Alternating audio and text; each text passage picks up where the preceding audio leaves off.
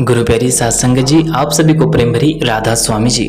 सात संगत जी, आज जो हम आप जी के लिए साखी लेकर आए हैं, यह साखी एक बुजुर्ग अंधे व्यक्ति की है। सात संगत जी, देखिए वह किस प्रकार से डेरा व्यास आते हैं और किस प्रकार से वह सत्संग सुनकर इतने भावुक हो जाते हैं कि सत्संग पांडाल में ही आंखों से आंसू आ जाते हैं और बार बार नामदान लेने के लिए कहने लगते हैं। उनसे इतना इंतजार भी नहीं होता है कि वह पूरा सत्संग सुन ले और बहुत ही जोर जोर से रोने लगते हैं। लेकिन जब दूसरी बार उन्होंने सत्संग सुना तो क्यों वो बाबाजी महाराज जी के सामने ही खड़े हो गए और कहने लगे कि मुझे नामदान की बख्शिश कीजिए। और सारी संगत से ऐसा क्या कहा जिसे संगत सुनकर हैरान हो गई और सभी पूरी संगत पूरे पंडाल में बहुत ही दुखी और बहुत ही मायूस हो गई।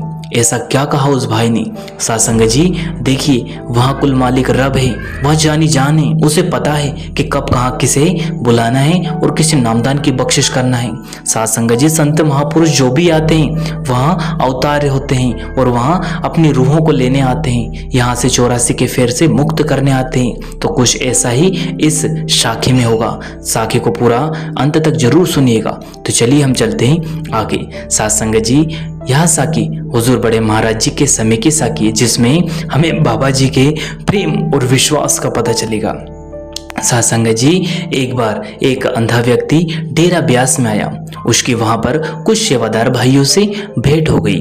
वहां एक सेवादार ने उस व्यक्ति को पंडाल में ले जाकर बड़े प्रेम प्यार से कहा, बाबा आप यहाँ बैठ जाओ और आप जी सत्संग को सुनो। सासंग जी, वहाँ सत्संग सुनने के बाद वहाँ उस सेवादार को कहने लगा, मुझे आपके जो सदगुरु हैं उनसे मिलना है। आप जी की बड़ी दया और मेहर होगी कि आप मुझे उनसे एक बार मिला दीजिए। सासंग जी, उन सेवादार भाई ने कहा कि आज तो संगत बहुत ज्यादा है, आज आपका उनसे मिलना नहीं हो पाएगा।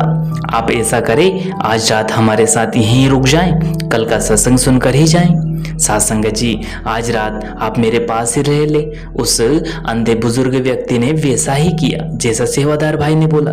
सासंग जी, अगले दिन फिर वहां सत्संग सुनने सत्संग पंडाल में गए। उन सेवादार ने उस अंधे व्यक्ति को पंडाल के अंदर ले जाकर बैठा दिया। उसने वह सत्संग भी बाबाजी महाराज जी का सुना और सत्संग में बाबाजी महाराज जी ने बार बार अगर किसी चीज का बात वर्णन किया तो वह नामदान की कमाई और नामदान की अहमियत क्या होती है उसके ऊपर बताया।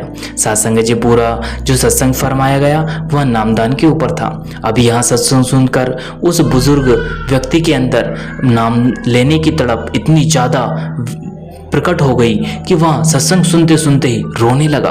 उसकी आंखों से आंसू आ गए, उससे रहा नहीं गया और वह कहने लगा, अब मुझे नामदान लेना ही है। इसलिए वह बार बार कहने लगा कि मुझे नामदान लेना ही है। सत्संग जी, उसके अंदर इतनी तड़प हुई कि वहां जहां नामदान की लाइन लगी हुई थी वहां जाकर उसमें खड़ा हो गया। लेकिन सेवादार भाइयों ने उसे समझाया कि बाबा जी आप यहाँ खड़े ना हो, आपको नामदान नहीं मिलेगा। एक तो आपकी उम्र ज्यादा हो गई, दूसरी आंखों की ज्योति भी नहीं, इसलिए आपको नामदान नहीं दिया जा सकता।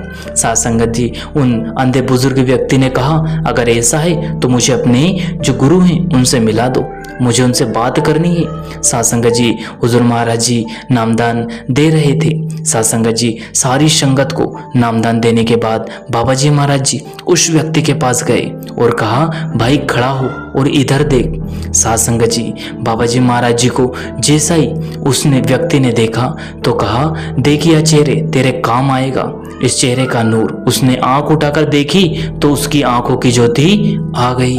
उसने बड़े महाराज जी को देखा तो महाराज जी ने कुछ वक्त के लिए उसे आंखों की ज्योति दे दी। और साथ संगत जी, जो गुरु बाहर की ज्योति दे सकते हैं, यानी कि यह बाहर की आंखों से दिखा सकते हैं, तो क्या वह अंदर रूपी उस दिव्य प्रकाश को नहीं दिखा सकते? साथ संगत जी, अभ्यास करने के बाद वह व्यक्ति जो कि ज्ञान को, रूहानी ज्ञान को प्राप्त करता हुआ अपने अंदर की आंखों को खोल भी ली और उसने सब जान लिया। वह अंदर का रूहानी सफर तय कर लिया। जैसे बाबा जी महाराज जी का चेहरा देखा, उसके अंदर का पर्दा खुल गया, उसकी दिव्य ज्योति प्रकट हो गई और उसने वह सब कुछ देखा जो कि वह उसका सच्चा हकदार था। साध संगत जी, अब तो उसकी मौज हो गई। वह तो कुल मालिक के भजन बंदगी में इतना लीन हो गया कि हर श्वास में भजन सुमरन करने लगा, क्योंकि उसकी तो अंदर की दिव्य दृष्टि खुल गई। साध संगत जी, अब बड़े महाराज जी का फिर भंडारा हुआ।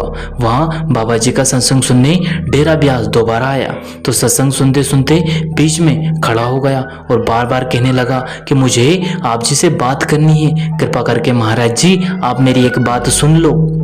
साध संगत जी, बाबा जी महाराज जी ने बार बार उसको बैठने के लिए बोला, लेकिन वह नहीं सुना।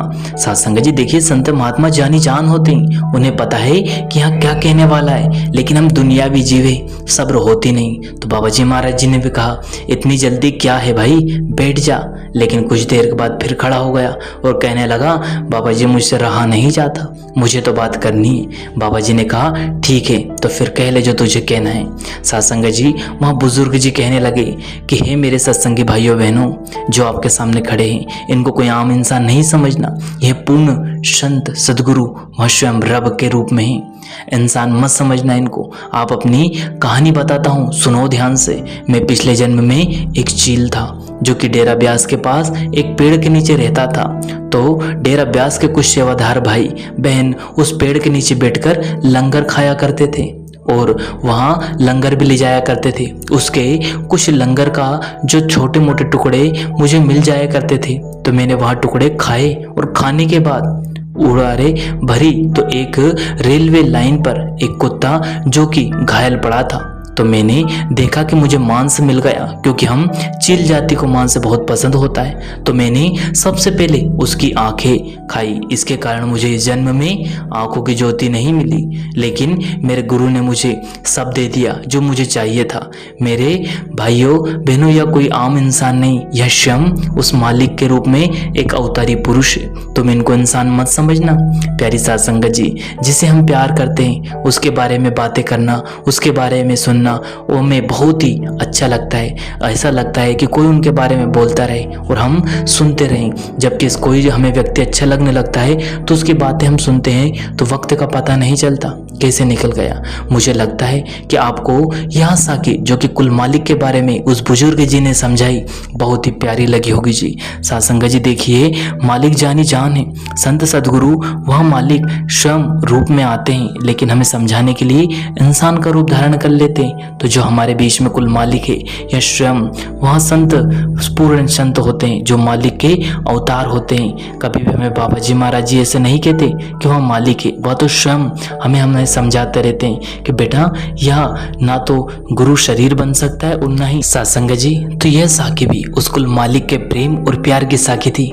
सत्संग जी देखिए, हमें वक्त का पता ही नहीं चला कि साखी को सुनते सुनते ही वक्त कैसे निकल गया, क्योंकि उस कुल मालिक के बारे में जितनी हमने साखी में वर्णन किया है, उस कुल मालिक का प्रेम ही तो है, विश्वास ही तो है। किस तरह से एक ना देखने वाले व्यक्ति को उसने अंदर का सारा वो दृश्य दिखा दिया जिसका वह सच्चा हकदार था। तो हम किस अहंकार में हैं कि हमारी दृष्टि है तो हम देख सकते हैं। अरे भाई, संत महात्मा हमेशा समझाते हैं कि इन आंखों से हम उस रब को नहीं देख सकते, हमें अंदर की आंखें खोलनी है। तो कोशिश करें जो अनमोल दात उस मालिक ने हमें नामदान के रूप में बख्शी है उसकी कद्र करें और उसके द्वारा हम 10वें द्वार को खोलकर उस दिव्य प्रकाश को देखने की कोशिश करें। साथ संगत जी, तो यह साखी अगर आपको पसंद आई हो तो वीडियो को लाइक करें, शेयर करें और चैनल को सब्सक्राइब करके बेल आइकन को ऑल पर प्रेस कर ले, जिससे कि सबसे पहले आपको ऐसे वीडियो मिल सके।